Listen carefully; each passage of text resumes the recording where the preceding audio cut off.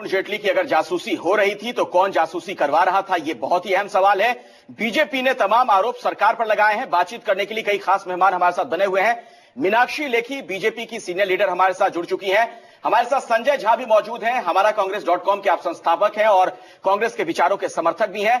Studio में हमारे साथ संजीव देसवाल मौजूद हैं, आप प्राइवेट डिटेक्टिव एजेंसी चलाते हैं, खुद भी एक जासूस हैं आप। हमारे साथ स्टूडियो में संजीव देसवाल भी बने हुए हैं, आप खुद भी एक निजी जासूसी संस्थान से जुड़े हुए हैं, आप चलाते हैं एक एजेंसी। क्या आप लोगों के पास लोग इस तरह से आते हैं, राजनेता आते हैं जासूसी करवाने के लिए, और किस तरह की जासूसी करवाना चाहते हैं वो? देखिए, जब हम इन्वेस्टिगेशन की बात करते हैं तो इन्वेस्टिगेशन का दायरा काफी बड़ा है। उस दायरे के अकॉर्डिंग काफी क्लाइंट्स हम लोगों को अप्रोच करते हैं। नेता आते हैं कि नहीं? मैं वही बताना चाहता हूं, उस क्लाइंट की लिस्ट के अंदर पॉलिटिक्स के कहते हैं लोग भी हो सकते हैं, ऐसी कोई बात नहीं है। लेकिन जहां हम बात करते हैं मोबाइल डिटेल की, कॉल डिटेल्स की, तो कॉल डिटेल्स एक बहुत जबरदस्त टूल है किसी भी इन्वेस्टिगेशन को करने के लिए। लेकिन ये इन्वेस्टिगेशन का जो टूल है, हमारी गवर्नमेंट एजेंसी ही इस टूल को यूज कर सकती है, उन्हीं को कहते हैं एक लीगल पावर दी गई है। तो संजीव जी, मैं आपको बीच में रोक रहा हूं, दर्शकों को जरा ये बता दें हम कि जो जानकारी अब तक मिल रही है वो क्या है, पुलिस की थ्योरी जिसके मुताबिक अहम जानकारी मिल रही है, किस तरह से आखिर ये जासूसी हुई होगी, वो जरा पहले बता देते हैं दर्शकों को। उसी से जुड़ा मेरा आपसे सवाल होगा।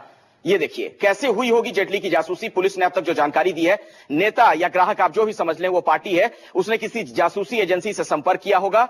उसके बाद उस जासूसी एजेंसी से जुड़े हुए लोगों ने दिल्ली पुलिस के किसी कर्मचारी को अपने साथ मिलाया, जो कि एक कांस्टेबल पकड़ा गया है, फिर मोबाइल कंपनी से साठगांठ की हो गई। ऐसा होता है क्या संजीव जी?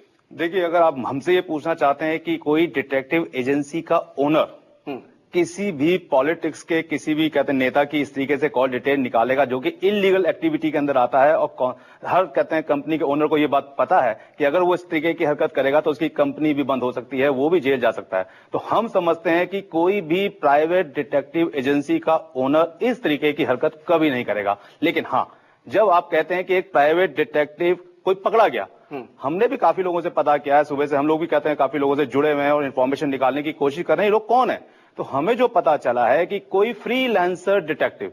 अब डिटेक्टिव वर्ड इसलिए जोड़ दिया गया कि उसने कुछ साल या कुछ महीने किसी कंपनी में काम किया होगा, तो उसको एक प्राइवेट डिटेक्टिव बोल दिया गया। होता क्या है कि हमारे देश में पिछले कुछ सालों से कोई भी ऐसी चीज जिसमें जासूस का शब्द आ जाए, चाहे कहीं डीबगिंग हो, चाहे बगिंग हो, चाहे कहीं कोई इंफॉर्मेशन गैदरिंग करने की बात आई हो, बिल्कुल सरकार को निशाना बनाना तो एक मतलब आम बात है।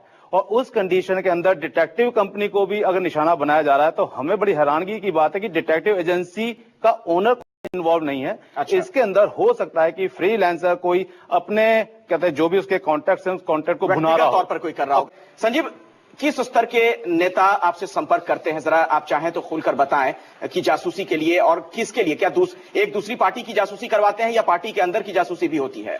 देखिए, ये एक कहते हैं मैटर है कॉन्फिडेंशियलिटी का।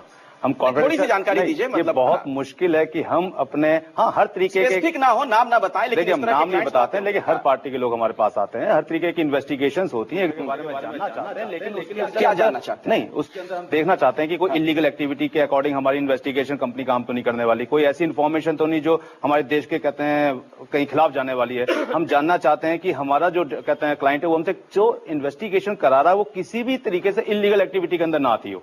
अगर इलीगल एक्टिविटी के अंदर आती है तो हम बड़ा आराम से मना कर देते हैं कि हम लोग ये काम आपके लिए नहीं कर पाएंगे। हमारे पास डेली 10 से 20 कॉल्स आती हैं जिसमें मांगा जाता है कि मोबाइल डाटा हमें प्रोवाइड किया जाए। नेता लोग बताते हैं।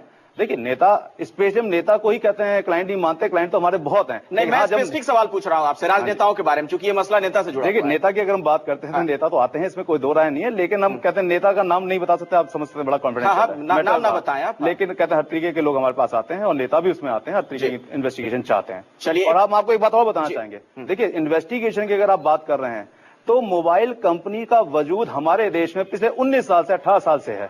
और अगर हम हिंदुस्तान के इन्वेस्टिगेशन का वजूद देखें तो पिछले 35-40 साल से है। तो 35-40 साल के वजूद के अंदर मोबाइल डिटेल नहीं थी, तब भी लोग इन्वेस्टिगेशन करते थे, मतलब जासूसी होते आई है। और यही नहीं, बड़े स्तर पर भी जासूसी की कई खबरें आई हैं। इस मसले पर भी हम बातचीत करेंगे। आखिरी सवाल संजीव जी आपसे, छोटा जवाब बिल्कुल दीजिएगा। नेता आपके पास जासूसी के लिए आते हैं, किस तरह की जासूसी करवाना चाहते हैं? बिल्कुल छोटा जवाब दीजिएगा। किस तरीके की जासूसी करवाना चाहते हैं ये मुझे बताना बहुत मुश्किल है, लेकिन हम ये समझते हैं कि इस इन्वेस्टिगेशन के दौरान जिसने भी गलत किया उसको वो फेस करेगा लीगल को, अगर उन्होंने गलत किया है तो। चलिए, इसमें प्राइवेट डिटेक्टिव कहीं इन्वॉल्व बिल्कुल नहीं है। आप तमाम मेहमानों का बहुत बहुत शुक्रिया इस चर्चा में शिरकत करने के लिए।